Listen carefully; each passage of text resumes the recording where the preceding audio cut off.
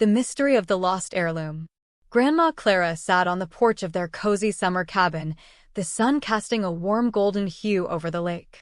Her grandchildren gathered around her, their curious eyes fixed on her face, eager for one of her legendary stories. This vacation had become a tradition, a time for bonding, exploration, and, of course, Grandma's tales. Today, Clara had something special in mind. "All right, my darlings," she began, her eyes twinkling, "let me tell you a story about two sisters, Emily and Sophie, who, despite their young age, showed remarkable intelligence and courage. This story took place many years ago in a small, tight-knit family that lived in the countryside. Their quick thinking not only saved their family from a great loss, but also solved a mystery that had stumped everyone in town.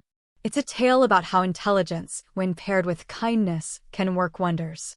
The Henderson family lived in a small, quaint village tucked away in the rolling hills of the countryside. There were 4 of them: Mr. William Henderson, his wife Sarah, and their 2 daughters, Emily and Sophie.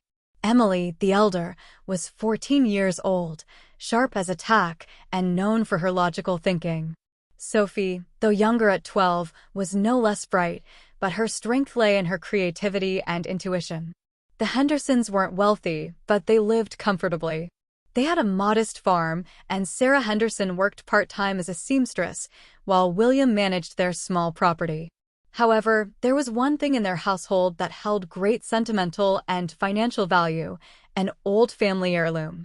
It was a delicate, intricately crafted sapphire necklace that had been passed down through generations of Hendersons. It was said to have been a wedding gift from a royal courtier to one of their ancestors, and though no one knew its exact worth, it was the pride of the family. The necklace was kept locked away in a sturdy wooden chest in William's study, only to be brought out on special occasions. But one day, something happened that threw the entire household into a state of panic. It was a sunny morning, much like any other, when Sarah went to retrieve the necklace. They had been invited to a grand festival at the neighboring village, and she wanted to wear the heirloom as a token of their family's heritage. But when she opened the chest, the necklace was gone. "William! The necklace, it's missing!" Sarah cried out, her face pale with worry. William rushed into the room, his heart sinking as he saw the empty chest. They searched every corner of the study, but there was no sign of it. The lock on the chest hadn't been tampered with, and the room hadn't been broken into. It was as if the necklace had vanished into thin air. The news spread quickly, and soon the whole village knew about the missing heirloom. Everyone was talking about it, speculating how such a valuable item could disappear from a locked chest. The Hendersons were devastated. Not only was the necklace priceless in sentimental value, but it also held significant financial importance.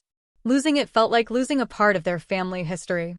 "I don't understand how this could have happened," William muttered, pacing the room. "There's no sign of a break-in, no evidence of theft. Who could have taken it?" Emily and Sophie watched their parents with concern. They could see how deeply the loss affected them, and they both felt an overwhelming urge to do something about it. They exchanged a glance, a silent agreement passing between them. If anyone could solve this mystery, it was the 2 of them. That evening, after their parents had retired to bed, Emily and Sophie snuck into the study. Emily, as the elder and more methodical of the 2, was already forming a plan in her mind. Sophie, on the other hand, was alert to the subtleties in their surroundings, her creative mind whirling with possibilities. "Let's start by going over the facts," Emily whispered, pulling a notebook from her pocket. "The necklace was last seen a month ago on Mother's birthday. The chest was locked, and only Father has the key." "Right," Sophie said, her eyes scanning the room. "And there are no signs of a break-in, so whoever took it must have known exactly where it was and how to get in." Emily nodded thoughtfully. "But that means it could only be someone who's been in this room, someone who knows about the necklace." They spent the next hour examining the chest, the lock, the windows, and even the floorboards. Emily jotted down every detail, while Sophie tapped her chin, thinking deeply. "Wait," Sophie said suddenly, her voice barely a whisper. "What if the necklace wasn't stolen at all? What if it's still here?" Emily raised an eyebrow. "Still here? How could that be? We've searched everywhere." Think about it, Sophie insisted. No one could have broken in, right? And the chest wasn't forced open. Maybe the necklace is hidden somewhere else, somewhere we haven't thought of. Emily paused, considering her sister's idea. But where? We've checked the whole room. Sophie's eyes gleamed. Not the whole room. We haven't checked under the floorboards or inside the walls. Emily stared at her sister in surprise. You think someone could have hidden it in the walls?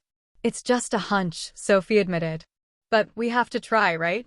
The two sisters worked late into the night, tapping on the walls and carefully lifting the loose floorboards. After what felt like hours, they finally stumbled upon something. Beneath one of the floorboards near the window was a small, hidden compartment. And inside it, wrapped in a piece of old cloth, was the missing sapphire necklace. They stared at it in astonishment. But how? Emily muttered, picking up the necklace. Who would hide it here? Someone who knew we'd look in the chest first, Sophie said, her voice thoughtful. Someone who wanted us to think it was stolen. The next morning, Emily and Sophie presented the necklace to their parents, who were overjoyed but baffled. Where did you find it?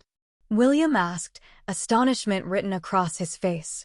Sophie explained the hidden compartment under the floorboards, and their parents were amazed at their daughter's cleverness. But the mystery wasn't fully solved yet. Who had hidden the necklace and why? That afternoon, Emily and Sophie sat down to piece together the final part of the puzzle. They knew the necklace hadn't been stolen by an outsider, and the only people who had access to the study were family members and a few close friends. Do you remember when Uncle George visited last month? Emily asked, suddenly connecting the dots. Sophie's eyes widened.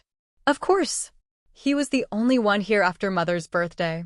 He must have known about the necklace. But why would Uncle George do such a thing? Emily wondered aloud. Sophie thought for a moment. Maybe it wasn't about the necklace itself. Maybe it was about getting back at Father for something. The sisters decided to confront their uncle, but they knew they had to be careful. Uncle George was proud and quick-tempered. They couldn't accuse him outright without evidence. That evening, they invited Uncle George to dinner and, during the conversation, subtly brought up the topic of the necklace. They watched his reaction closely. As soon as the subject came up, Uncle George's face turned an odd shade of red. He shifted uncomfortably in his seat, clearly nervous. You know, it's a good thing we found the necklace, Sophie said casually. We thought it was stolen, but it turns out it was just hidden away. Uncle George forced a laugh. Hidden? Really? How strange. Emily and Sophie exchanged a glance. They had their answer. After dinner, Emily and Sophie pulled their father aside and explained everything. William was shocked, but the pieces fit. Uncle George had always been envious of his brother's success and the family's prized heirloom. Hiding the necklace had been his way of causing trouble, hoping that its loss would create a rift within the family. William confronted George the next day, and although George denied it at first, he eventually confessed, ashamed of his actions. He apologized, and although the family was hurt, they chose to forgive him. The most important thing was that the necklace had been found, and the bond between the sisters had only grown stronger. And so, my dear children, Grandma Clara said, smiling at her grandchildren, thanks to the intelligence and determination of two young sisters, a family mystery was solved, and their treasured heirloom was returned. The grandchildren sat in awe, their eyes wide with admiration for the clever sisters in the story. Wow, Grandma, they were so smart, one of them exclaimed. Yes, Clara nodded, but remember, it wasn't just their intelligence that helped them solve the mystery. It was their kindness and understanding as well. They didn't let anger or suspicion cloud their judgment, and that's what made all the difference. The children smiled, knowing that there was always more to learn from Grandma Clara's stories than just the adventures themselves.